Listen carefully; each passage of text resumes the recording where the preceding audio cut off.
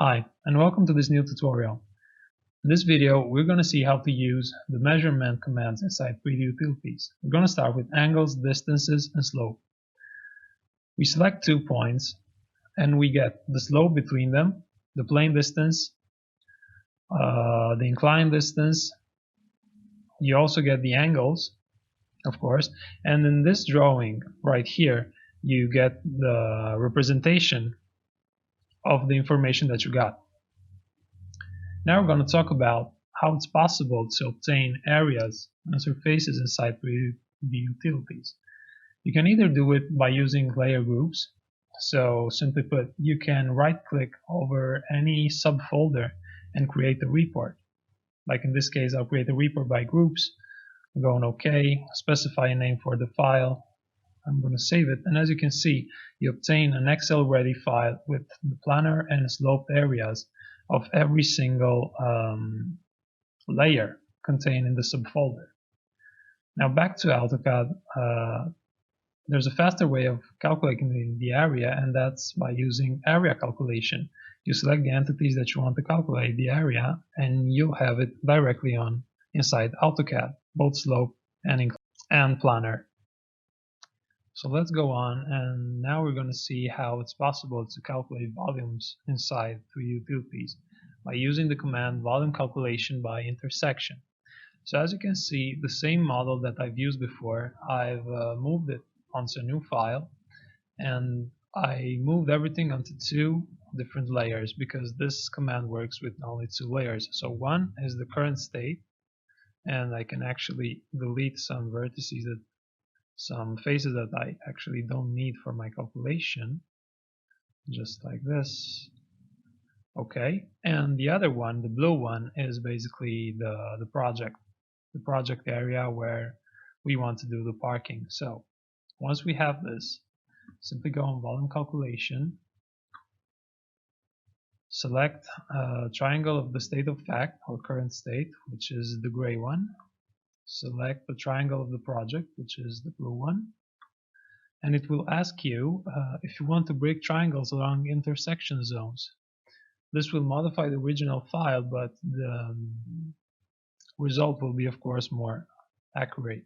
So what this does is it calculates the exact intersection between the 2 models.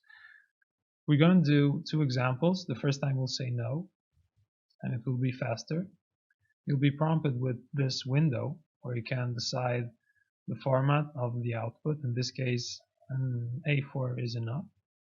We left English as a language, and we let this precision, and we click on OK. So now it will start to calculate. So as you can see, the calculation is finished, and I can basically go on summary, right click over this hyperlink, actually go on hyperlink, and I'm going to open this new file. Of course, I'm going to open it with Chrome, and there you have it.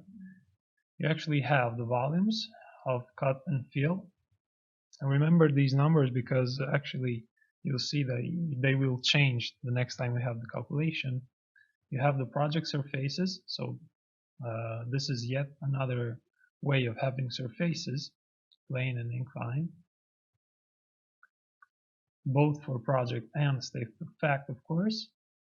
So now we're going to go back. We are going to undo the calculation, and we're going to do again a volume calculation. This time we're going to use the intersection filter for a more precise result.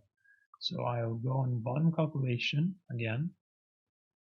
Again, I select state of fact, I select project. This time I'll say yes. And as you can see, A4 language English, as you can see, the calculation took a bit longer, but also the result is more precise. So this is the exact intersection between the current state or the state of fact of the terrain and the project area. So again, we're going to open the summary with the hyperlink. So hyperlink, open the newly created HTML. And now we can actually make a comparison between these two results. You can see that the cut um, is bigger with a slight difference, and same goes for the fill. So there's not much difference, but if you really need an accurate volume calculation, you should use the intersection when prompted. So we saw how to calculate angles, distances, and slopes, how to calculate surfaces and areas inside 3D utilities, and finally how to calculate volumes.